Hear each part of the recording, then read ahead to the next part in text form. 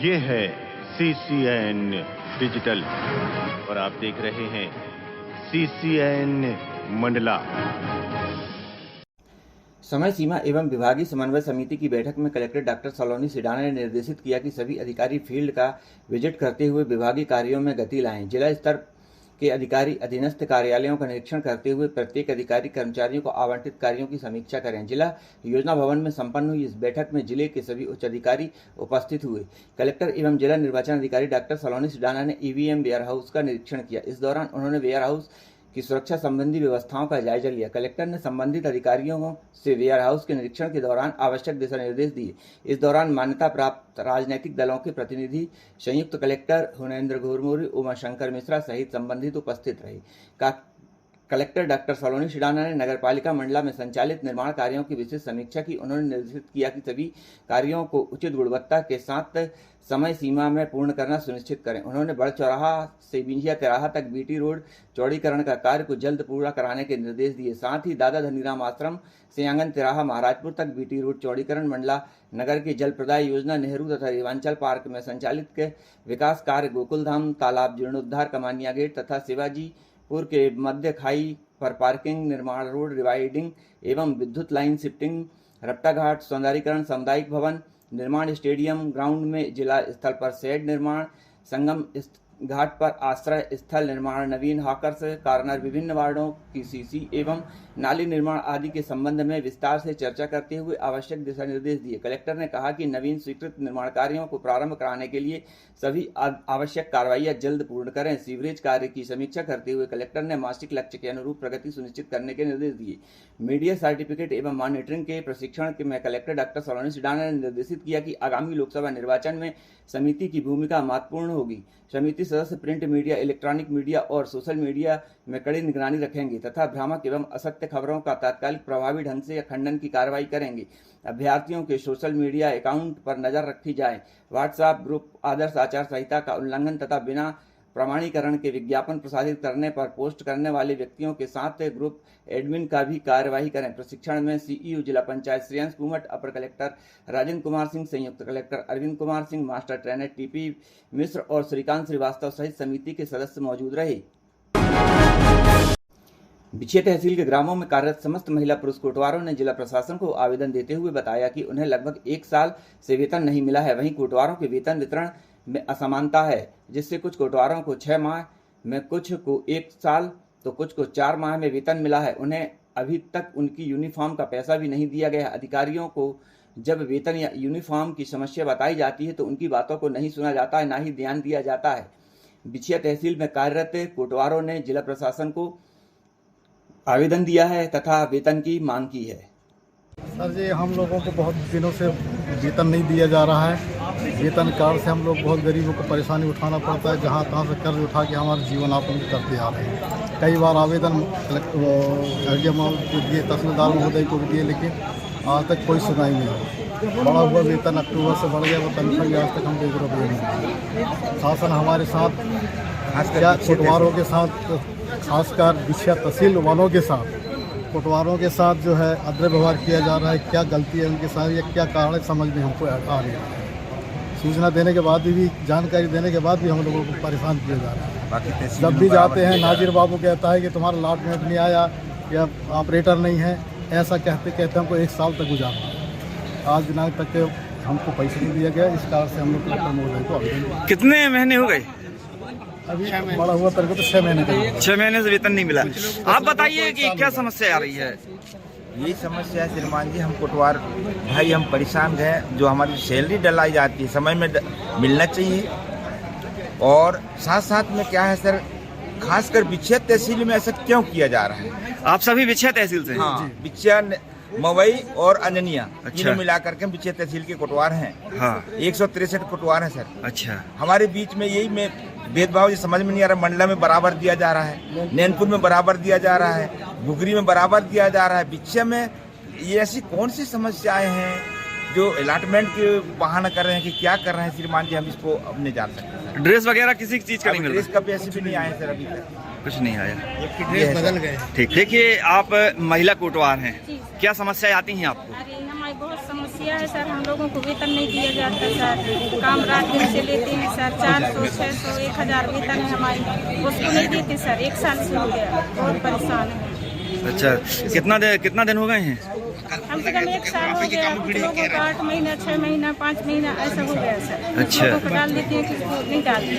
बोलते हैं वहाँ जाने से, बोलते हैं कि ऑपरेटर नहीं है डालने वाले, तुम्हारे बजट नहीं आया, ऐसा करके बोल देते हैं सर। ठीक। अम्मा क्या नाम है आपका? मीना सोनवानी। कहाँ से हैं? बिछिया तहसील ग्राम ने सर। क्या समस्या आ रही है आपको कोटवारों को? हम कोटवारों को सर अभी अक्टूबर से हमको बिल्कुल भी पैसे परिश्रमिक नहीं मिला है। अच्छा। 6 महीने हो रहे हैं, हाँ। हमको नहीं मिला है। जैसे कुछ लोग बता रहे हैं कि उनको साल भर का भी नहीं मिला है। हाँ। तो ये अलग अलग डाला जा रहा है? नहीं, कुछ 8-10 लोग भाई बहन हैं जिनको 1 साल से नहीं मिला है। हाँ। बाकी अक्टूबर से तो किसी को नहीं मिला है। अच्छा, ड्रेस का पैसा भी आता इसका है? भी पैसा आया है लेकिन हमको प्राप्त नहीं हुआ। ये कहाँ से होता है आपका पैसा? डाला कहाँ से जाता है? लिस्ट तो तहसील से ही आती है, लेकिन ड्रेस का पैसा शायद जिला से डाला जाता है। जिला से डाला जाता जी। है। तो अभी आप लोगों ने कैसे अपना गुजारा कर रहे हैं? अब हमारी बहुत परेशानी है सर, अब क्या बताएं हैं अपनी परेशानी। हाँ बहुत परेशानी है जी। तो अभी किससे मिले आप? और सबसे ज्यादा हम महिलाओं को ज्यादा परेशानी हाँ। है, क्योंकि हमारा कहीं से आवक नहीं है। हाँ। मात्र हम पटवारी कर रहे हैं, उसी के निर्भर हमारा जीवन यापन हो रहा है। इसके अलावा कहीं से तो आवक अभी नहीं है। शिकायत कहाँ की है? अभी इसके पहले तो हम अपने तहसीलदार साहब से भी बोले, तो आश्वासन बस मिला है वहाँ से भी, और SDM मैडम को भी बोले हैं पिछले महीने, तो वहाँ से भी आश्वासन मिला है। अब आश्वासन बस मिल रहा है, लेकिन हमको परिश्रमिक अभी तक नहीं मिला है। प्रदेश के नगरीय प्रशासन मंत्री व मंडला लोकसभा के क्लस्टर प्रभारी कैलाश विजयवर्गीय का मंडला आगमन हुआ। विजयवर्गीय ने इस दौरान बूथ चले हम अभियान शुरुआत की। विजयवर्गीय ने भाजपा कार्यालय में प्रेस से चर्चा करते हुए सरकार की योजनाओं की उपलब्धियां गिनाई, पत्रकारों के प्रश्नों का जवाब दिया। विट्ठल इन होटल में कोहार्ट संवाद कार्यक्रम में मंत्री ने देश प्रदेश के विभिन्न मुद्दों को अपनी प्रतिक्रियाएं दी। कैलाश विजयवर्गीय ने कहा कि CAA को लेकर कहा कि यह जनहितैषी कानून है और इस कानून के चलते सांप्रदायिक फैले, ऐसा कुछ नहीं है। विजयवर्गीय ने कश्मीर में धारा 370 को महत्व बताया। वहीं कहा कि बीजेपी का हर एक कार्यकर्ता के लिए फिगर 370 खास है। यही वजह है कि हमने ये लक्ष्य रखा है कि लोकसभा चुनाव में इस बार हर पोलिंग बूथ में पिछली बार की अपेक्षा इस बार 370 वोट अधिक लाने होंगे। कैलाश ने कहा कि अभी कई बड़े नेता हैं जो बीजेपी का दामन थामेंगे। क्षेत्र के हमारे प्रभारी आदरणीय आलोक दुबे वे भी मंच पर, और भगवती श्रीधर जी, उनसे भी आग्रह है मंच पर अपना स्थान ग्रहण करें, शुभारंभ करें। आदरणीय अतिथिगण, उनसे भी मेरा आग्रह है कि मंच में आए। विधानसभा अंजलि तिवारी जी।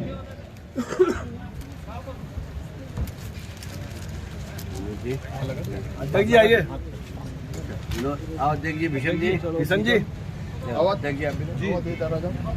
मोर्चा के अध्यक्ष। भोजन के पश्चात अगला कार्यक्रम लाभार्थी संपर्क शक्ति बंधन जो कार्यक्रम है उसका स्थान भी तय है कराएं, और भोजन के बाद फिर उसकी तैयारी करें। धन्यवाद। और जिस वो उस ओर जाएंगे, बाकी भोजन की ओर जाएंगे।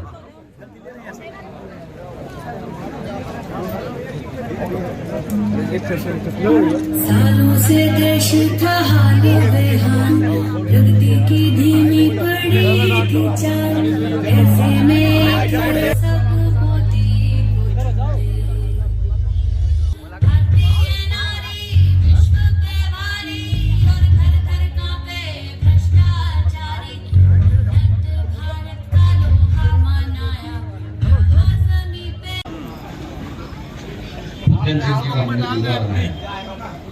हम सब इनके बराती बनते। प्रदेश की 29 सीट विकास हो रहा है, और इसलिए आप सबसे निवेदन करने आया हूं। अभी हम संकल्प पत्र बना रहे हैं। हमारे यहाँ जनता के द्वारा जनता की सरकार है। आशीर्वाद मार्गदर्शन भी जरूरी है कि आने वाले चुनाव में मोदी जी से आप क्या अपेक्षा करते हैं। और एक नंबर दे रहा हूं आपको, आप अपना मोबाइल उठाइए, ये मिस कॉल करना है। 909090, 3 बार 90। फिर 2024 3 बार, और इस पर आप अपने सुझाव दे सकते हैं। हम अपने संकल्प पत्र के माध्यम से जनता के बीच में जाएंगे। और आप मंडला के अंदर आपको देखने में मिला, अगर लखनऊ से आप जबलपुर देखिए 4 लाइन, ये इतिहास पूरे लोकसभा के अंदर बना है। केंद्रीय विद्यालयों की शिक्षा के लिए हर, चाहे डिंडोरी की हम बात करें, मंडला की बात करें, लखनऊ की बात करें, ये हर सेक्टर के अंदर हर क्षेत्र में शिक्षा की गुणवत्ता विकास के लिए हमने काम किया। और इसलिए मुझे कहती हुई प्रसन्नता है कि पहली बार भारत के अंदर चिकित्सा के क्षेत्र में यहाँ पर एक मेडिकल कॉलेज भारत सरकार ने सैंक्शन किया। उस समय जब भारत में 75 ऐसे मेडिकल कॉलेज हमने प्रारंभ किया, और ये क्रांतिकारी निर्णय भारत के प्रधानमंत्री श्रीमान नरेंद्र मोदी ने किया, उसका हिस्सा हमको मध्य प्रदेश को भी मिला। डॉक्टर हेमंत तिलगाम जी से आग्रह है कृपया कर आप आए और हमारे वरिष्ठ नेता आदरणीय कुलस्ते जी का स्वागत से भी आग्रह है कृपया कर आप आए। पूर्व जिले के अध्यक्ष जी मंत्री जी, इसमें 3 पॉइंट मंत्री जी का एक सवाल था। अभी आपने कहा कि मुफ्त की योजनाओं से श्रीलंका जैसी स्थिति उत्पन्न होती है, अभी आपने कहा आपने, तो इस बार का घोषणा पत्र मुफ्त की योजनाओं पर नहीं रहेंगे क्या बात करना? देखिए ऐसा है आपका, और एक भारत का बड़ा वर्ग इंतजार कर रहा है कि कौन सा दल मुफ्त की योजनाओं पर कितनी रेवड़ी बांटने का प्रयास करेगा। देखिए ऐसा है कि आपके आय और व्यय दोनों का बैलेंस करते हुए जो व्यक्ति उसका हकदार है उसको हक दे। मैं समझता हूँ कि ये कोई बुराई नहीं। जैसे हम डगे की चोट पे कह रहे हैं कि हमने 80 करोड़ लोगों को प्रति व्यक्ति प्रति माह 5 किलो अनाज दिया है। ये गरीब लोग, हमारे देश के अंदर कोई भूखा नहीं सो, ये हमारा संकल्प है। और ये हमारी आय के जो सोर्स है हम उसमें से दे रहे हैं।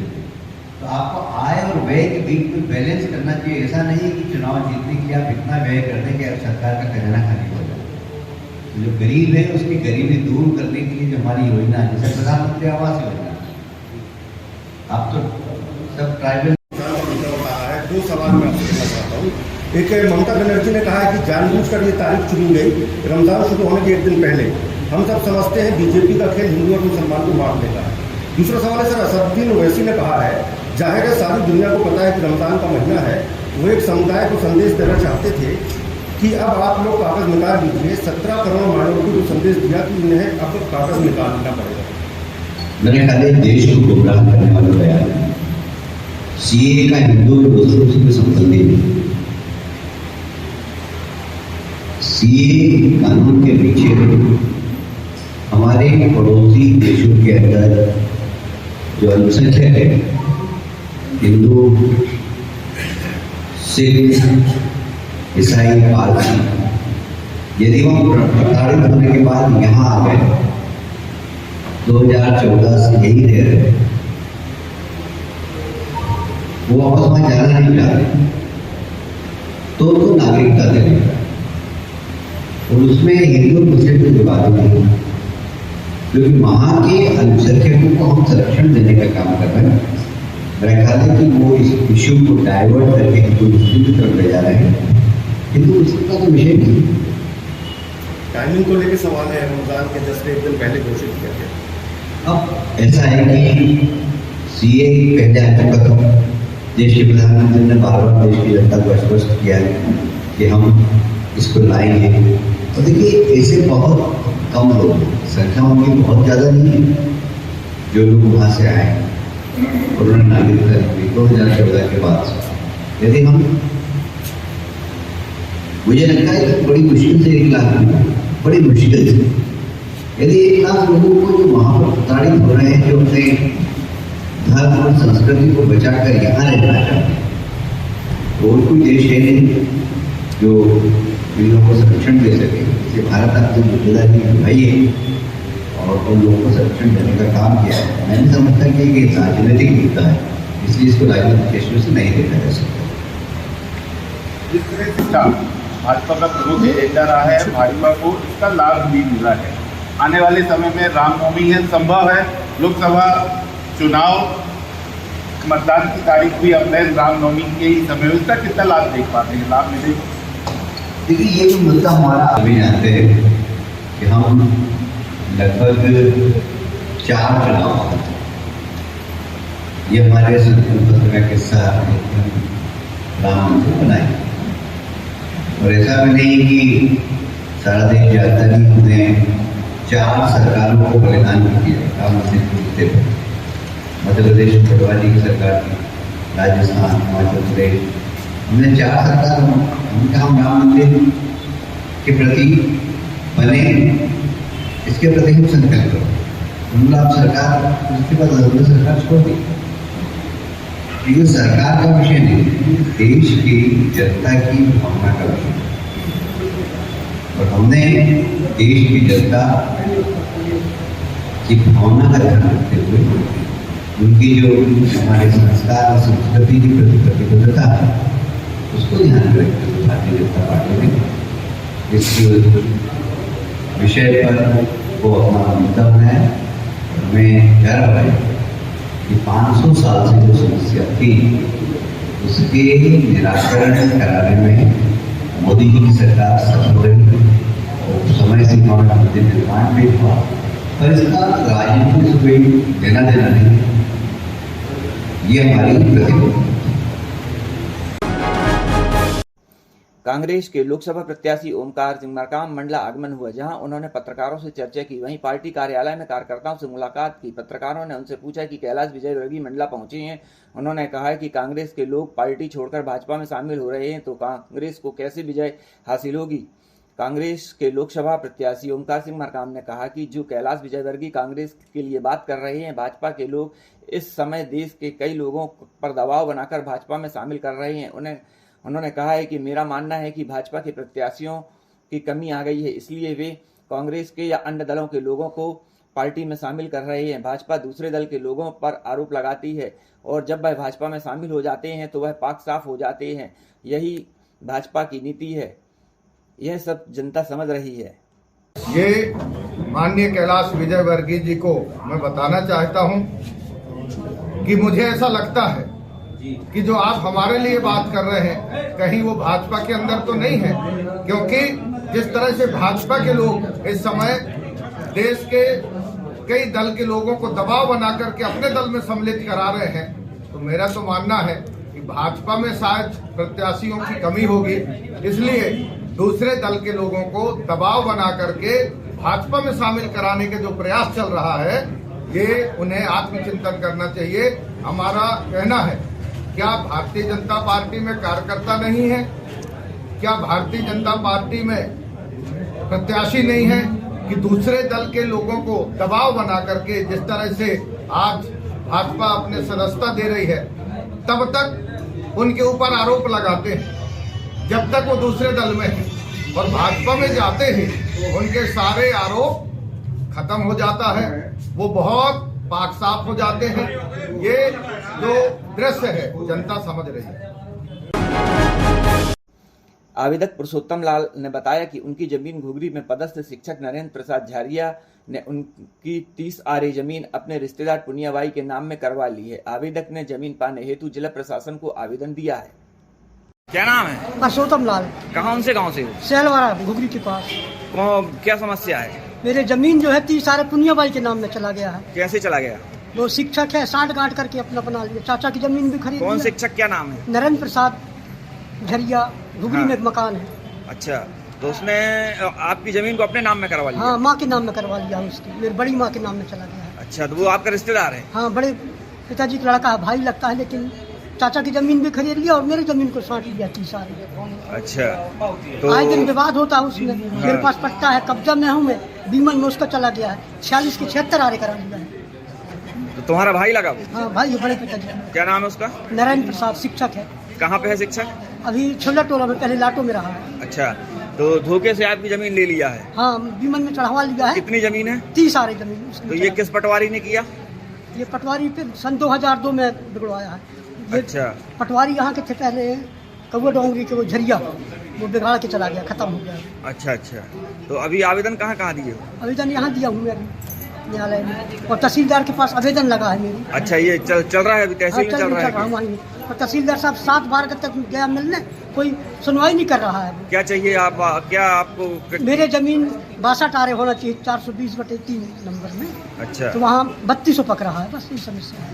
ठीक। और एक जगह 49 है, वहाँ उसकी 61 आरे है मास्टर का। तो ऐसी कितनी जमीन ले ली है वो? 30 आरे ले लिया। 30 आरे ले लिया। कौन से गांव की बात है? सैलवारा। पंचायत पेशा मोबाइलाइजर कर्मचारियों ने रैली व नारेबाजी के माध्यम से जिला कलेक्ट्रेट पहुंचकर आवेदन दिया। उन्होंने सम्मानजनक वेतन के साथ उन्हें स्थायी किया जाए, जिसकी उन्होंने मांग रखी। वहीं सरकारी कर्मचारी जैसी सुविधा दी जाए, महिला मोबिलाइजर को समय अनुरूप अवकाश दिया जाए व सचिवालय ग्राम का अधिकार दिया जाए। इन सभी मांगों के साथ पंचायत पैसा मोबिलाइजर कर्मचारियों ने रैली निकालकर जिला कलेक्ट्रेट पहुंचे और जहां उन्होंने ज्ञापन सौंपा है। भारत माता की जय! भारत माता की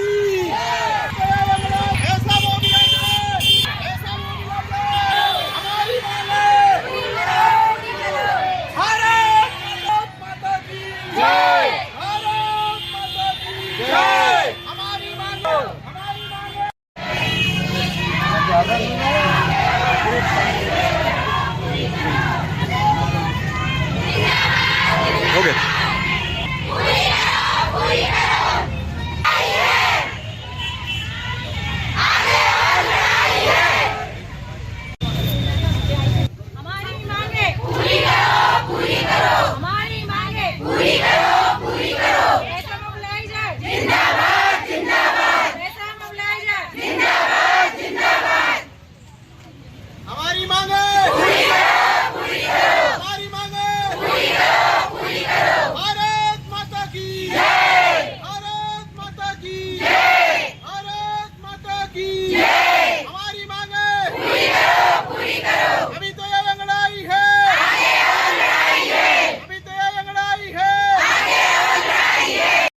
सर, मंडला जिले की ग्राम पंचायत से पैसा मोबिलाइजर हैं, क्या आप लोगों की मांग है और आज आप लोगों ने ज्ञापन दिया है, क्या विषय है? हम लोगों का यही विषय है कि पंचायत स्तर पे जो है हम लोगों की 2 साल पूर्व जो है पैसा के अंतर्गत में भर्ती की गई है और पंचायत स्तर पर जितने भी जो योजनाएं चल रही हैं उनमें हम लोग जो ज़मीनी स्तर पर कार्य कर रहे हैं। अधिकतर हमारी जो है मोबिलाइजरों में मातृशक्ति ज़्यादा है और हमारा ज़िला जो है एकदम ट्राइबल है, दूर दूर मोहल्ले से बसे हुए होते हैं, नेट कनेक्टिविटी की भी कमी होती है। इस परिस्थिति में हम लोग कार्य कर रहे हैं, जिसका मात्र जो है हमें बहुत अति अल्प मानदेय 4000 की जो है मानदेय राशि दी जाती है। इस वेतन वृद्धि को लेकर हम लोग जो है आज सामूहिक रूप से कलेक्टर महोदय जी को जो ज्ञापन देने। इसके पहले भी आप लोगों ने वेतन वृद्धि को लेकर कोई बात की है प्रशासन से? जी, अब हम लोगों ने प्रदेशीय स्तर से जो है माननीय मंत्री जी से भी हम लोगों ने इस विषय पे रखा है मानदेय को लेकर के, लेकिन अभी तक के हमें किसी प्रकार का जो मानदेय वृद्धि नहीं की गई हम लोगों की। आज ज्ञापन किसके नाम पे था? आज माननीय मुख्यमंत्री जी के नाम से ज्ञापन था और एवं जो है महामहिम राज्यपाल जी के नाम से ज्ञापन था। ग्राम पंचायत मोबिलाइजर पैसा एक्ट के तहत आप लोगों की भर्ती हुई थी, आज आप लोगों को समस्याएं आ रही हैं, क्या समस्याएं हैं आपको? सर, हम लोग जो लगभग पैसा मोबिलाइजर के कार्य 20 जिला में हम लोगों की भर्ती हुई है पैसा एक्ट के तहत, और हम लोगों को जो मानदेय है 4000 और अस्थायी रूप से भर्ती हुई है भी, उसको नियमितीकरण के लिए पहला मांग है हम लोगों का जो एक सम्मानजनक हम लोगों का वेतन दिया जाए, जिससे कि हमारा परिवार, बाल बच्चे, घर गृहस्थी का गुजारा हो सके। और दूसरी मांग है हमारी कि हमको स्थायी रूप से एक कर्मचारी के रूप में हम लोगों को दायित्व दिया जाए। और तीसरी मांग है कि जो सरकारी कर्मचारी को जो सुविधा दी जाती है सर, वो सुविधा हम पैसे मोबिलाइजरों को भी सुविधा दिया जाए।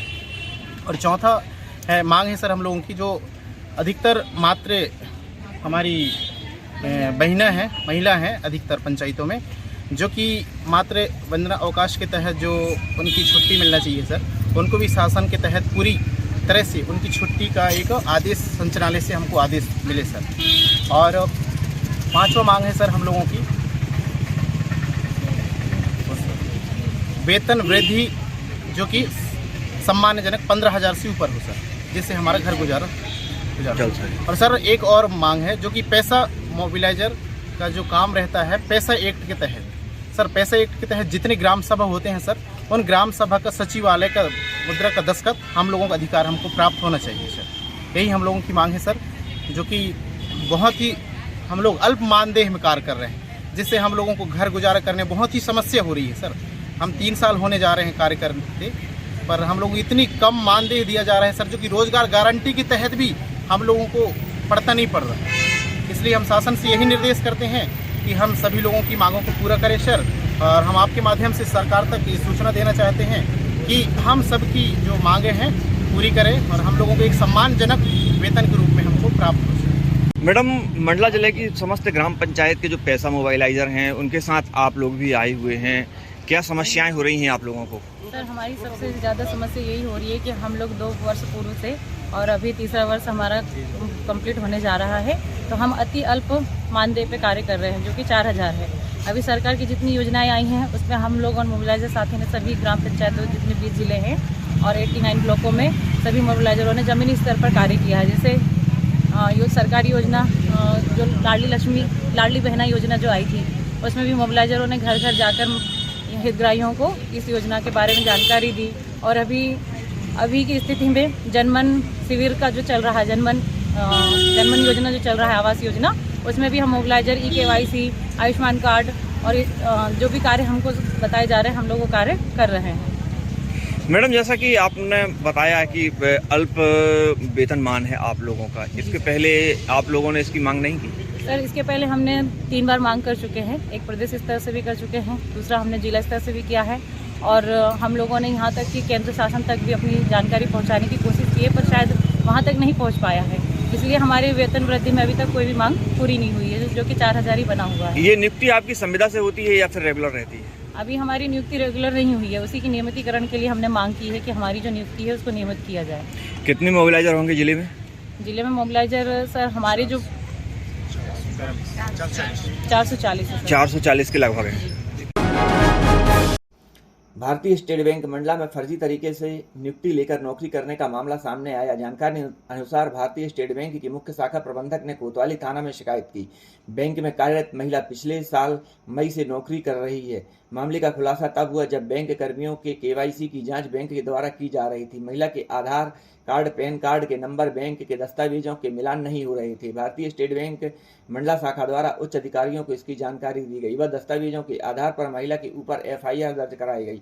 उक्त महिला का नाम पीतम बाई मीणा है, जो करौली राजस्थान की रहने वाली है। बैंक ने अलग अलग बिंदुओं पर जांच की। पता चला कि बैंक में भर्ती परीक्षा के समय जिसने एग्जाम दिया था वह यहाँ पर पदस्थ नहीं है और उसकी जगह पर यह महिला नौकरी कर रही है। एग्जाम की कॉपी भी निकलवाई गई जिसमें हैंड राइटिंग का भी मिलान पाया गया, परंतु महिला की हैंड राइटिंग नहीं पाई गई। महिला के आधार कार्ड, पैन कार्ड व बैंक में जमा आधार व पैन कार्ड व अन्य दस्तावेजों के हस्ताक्षर अलग अलग पाए गए। उन्हीं दस्तावेजों के आधार पर महिला बैंक में पिछले साल मई से फर्जी तरीके से नौकरी कर रही है, जिसके बाद बैंक प्रबंधक ने उक्त महिला के खिलाफ कोतवाली थाने में FIR दर्ज कराई है। महिला को पुलिस गिरफ्तार कर न्यायालय में पेश किया गया, जहां से उसे जेल भेजा गया। में कोई एक फर्जी नियुक्ति का मामला है जो कोतवाली थाना ने दर्ज किया है, क्या है मामला विस्तार से? SBI मंडला की मुख्य शाखा के प्रबंधक ने थाना कोतवाली में शिकायत दर्ज करवाई कि उनके यहाँ पे कार्यरत पीतम बाई मीणा के जो रिलेटेड डॉक्यूमेंट्स है वो उनसे मैच नहीं हो रहे हैं। जब इसमें डिटेल में जानकारी ली गई तो इसमें पीतम बाई मीणा करके एक महिला है जो कि करौली राजस्थान की है और जो पिछले मई माह से यहाँ पर SBI में नौकरी कर रही है। जब उनकी फाइल यहाँ पर कार्यालय में प्राप्त हुई SBI के, तो उन्होंने चेक करवाया तो उसमें जिसने एग्ज़ाम दिया है और इनका फ़ोटो, आधार कार्ड की भिन्नता पाई गई। उसके पश्चात इन्होंने उसकी हैंडराइटिंग को भी जांच करा और साथ ही अंत में उसका आइरिस स्कैन भी करवाया है। जबलपुर से एक टीम आई थी। उसके पश्चात इन्होंने पाया कि जो व्यक्ति जिसने एग्ज़ाम दिल्ली में दिया था और ये व्यक्ति जो कि नौकरी कर रहा है ये भिन्न है। इस आधार पर इस महिला के विरुद्ध FIR दर्ज की गई है, जो कि 419, 420, 467, 68, 471 की धारा में IPC की धारा में दर्ज की गई है और साथ ही इनके साथ कौन और इस षड्यंत्र में शामिल है उनको भी ढूंढने का प्रयास किया जा रहा है। सर, इसमें क्या और भी खुलासे हो सकते हैं आगे? जिस तरह से ये मामला आया और भी क्या इसमें जांच में ऐसा लगता है कि और भी कुछ ऐसा नहीं? निश्चित तौर पे जो अभी प्राथमिक स्तर पे हम देख पा रहे हैं, इसमें ऐसा लग रहा है कि इसे एक व्यक्ति के स्तर पे संभव नहीं है ऐसी धोखाधड़ी करना। तो इनके साथ में किसने एग्ज़ाम दिया वो, और साथ में जिसने भी इनके बीच में मीडिएटर का काम किया है या कोई अन्य भी संस्थान अगर इसके साथ जुड़े हुए हैं तो उनकी भी तफ्तीश की जाएगी। आरोपी का PR लिया जा रहा है, उससे पूछताछ की जा रही है। Thank you.